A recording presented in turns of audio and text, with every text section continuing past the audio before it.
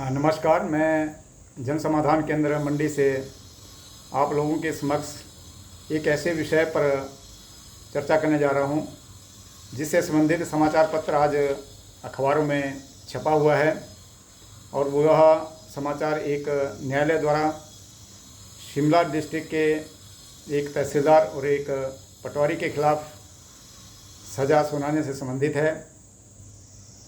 यह क्या मामला था, किस प्रकार से इसमें सज़ा हुई, क्यों हुई और हमें आगे से कौन से ऐसा ध्यान रखना चाहिए जिससे इस प्रकार की नौबत राजस्व कर्मचारी अधिकारियों को ना आए और न ही जनता को इस प्रकार का कोई कार्य करना चाहिए जिससे इस प्रकार के मुकदमेबाजी में भविष्य में मुश्किल में फंस सकें। साथियों, ये मामला एक पति पत्नी के बीच का है। एक पति पत्नी ने शिमला डिस्ट्रिक्ट में एक भूमि ली जिसके 2 खसरा नंबर थे और वह संयुक्त रूप से उन दोनों के नाम दर्ज थे। जब बाद में उनके आपस में रिलेशन खराब हुए तो पति ने क्या किया कि पटवारी के पास जाकर एक रपट रोजनामचा डलवा दी कि ये जो 2 खसरा नंबर है इसमें से एक मेरे नाम पर और एक मेरे पत्नी के नाम पर तकसीम कर दिया जाए। और जो बड़ा नंबर था वो उसने अपने नाम दर्ज करवाया और जो छोटा था जिसमें रकबा कम था उसने अपनी पत्नी के नाम दर्ज करवा दिया। पटवारी ने उस रपट के आधार पर इंतकाल दर्ज कर दिया और तहसीलदार ने उस इंतकाल को तस्दीक कर दिया। और बाद में जब इन दोनों के रिलेशन बहुत ख़राब हुए तो जो पत्नी थी उसके पिता ने इस बात की कंप्लेंट पुलिस को दी कि मेरी बेटी के पति ने उसके हिस्से की जो भूमि है उसको जालसाजी से, धोखे से अपने नाम करवा लिया है राजस्व कर्मचारी और अधिकारियों के साथ मिलकर। बाद में इसका इन्वेस्टिगेशन हुआ और इन्वेस्टिगेशन होने के बाद ट्रायल चला और ट्रायल में ये पाया गया कि राजस्व अधिकारी इस क्रिमिनल कॉन्स्पिरेसी में उस व्यक्ति के साथ शामिल थे जिसने यह रपट दर्ज करवाई थी। अब इसमें देखने की बात यह है कि राजस्व अधिकारी और कर्मचारी ने क्या गलत किया इसमें, जिसकी वजह से आज उनको ये सज़ा भुगतना पड़ी है। पटवारी ने जब रपट डाली तो सबसे बड़ी गलती पटवारी ने यह की कि क्योंकि भूमि दोनों के नाम थी और एक के कहने पर ही रपट डाल दी, जबकि दोनों को वहाँ पेश होना होता है और दोनों के हस्ताक्षर उस रपट पर होने चाहिए थे। उसके बाद जब इंतकाल दर्ज हो गया तो तहसीलदार ने यह गलती की कि दोनों पक्षों को नहीं बुलाया और वही गलती रिपीट करते हुए उन्होंने इंतकाल तस्दीक कर दिया। उसके बाद जब ट्रायल चला तो तहसीलदार ने यह भी प्ली लिया अपने एडवोकेट के माध्यम से कि जुडिशियल प्रोटेक्शन एक्ट में कलेक्टर भी आते हैं, इसलिए इस एक्ट के तहत मेरे खिलाफ़ कोई सिविल या क्रिमिनल प्रोसीडिंग्स किसी फैसले के गलत या ठीक होने पर नहीं चलाई जा सकती।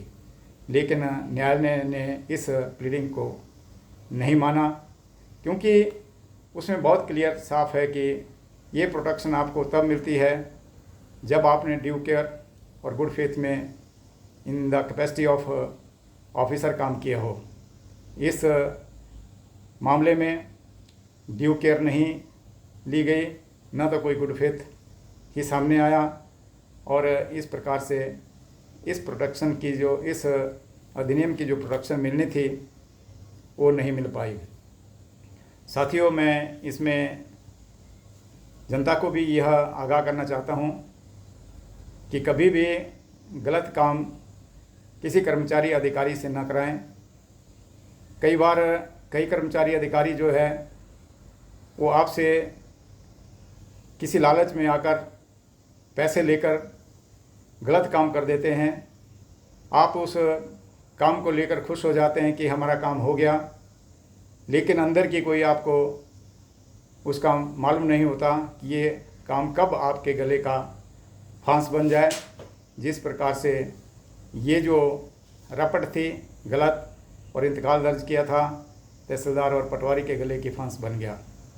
इसलिए कभी भी परिवार में या कोई आपका दोस्त हो, चाहे आप कितना भी नज़दीक हो, आपके साथ कितने भी अच्छे संबंध क्यों ना हो, कभी भी किसी भी कागज़ पर एक दूसरे के हस्ताक्षर ना करें और न ही किसी की लायबिलिटी उनके प्रेजेंस के बिना किसी रिकॉर्ड में लें, अन्यथा कल को आपके ऊपर वही आफत आ सकती है जो कि इस पति के ऊपर आई।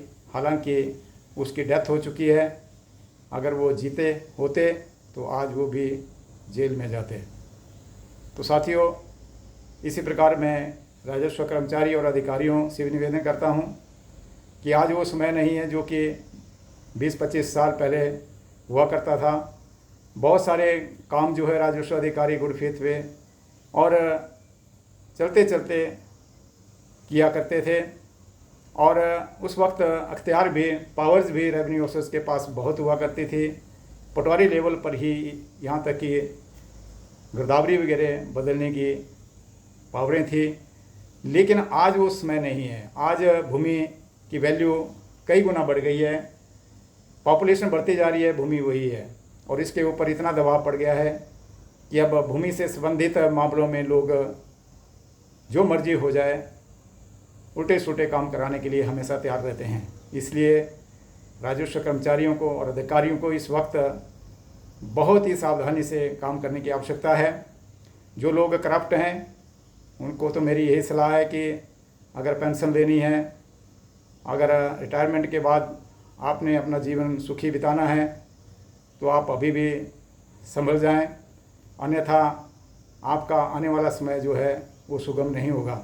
लेकिन जो लोग ईमानदारी से काम कर रहे हैं, हार्ड वर्किंग है और इंटेलिजेंट है, उनसे मेरा निवेदन है कि आप काम करिए, खूब मेहनत कीजिए, पढ़िए, और जहां आपको पता नहीं लगता वहां किसी से परामर्श कीजिए। आपके पास जिला न्यायाधीश होते हैं, जगह जगह पर डिस्ट्रिक्ट अटॉर्नी है, इस वक्त गवर्नमेंट ने अपॉइंट कर रखे हैं। बहुत जगहों पर बहुत सारे रिटायर्ड ऑफिसर्स आपके क्षेत्र में होते हैं।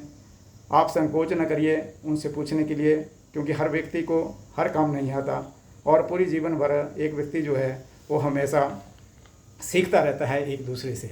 इसलिए कभी भी किसी से पूछने की शर्म ना करें, और कोई काम अगर आपको लगता है कि इसमें मुझे कोई शक है तो आप किसी सीनियर से इसमें परामर्श ले लें, ताकि कल को वो काम आपके लिए आफत न बन जाए। यही चंद शब्द मैंने आपसे शेयर करने थे। इस फैसले के बारे में बहुत बुरा लगता है जब इस प्रकार का जो कृत्य लोग करते हैं उसे सारा डिपार्टमेंट भी बदनाम होता है, और जो कर्मचारी अधिकारी अच्छा काम कर रहे हैं उनको भी एक डिस्करेजमेंट मिलती है। धन्यवाद।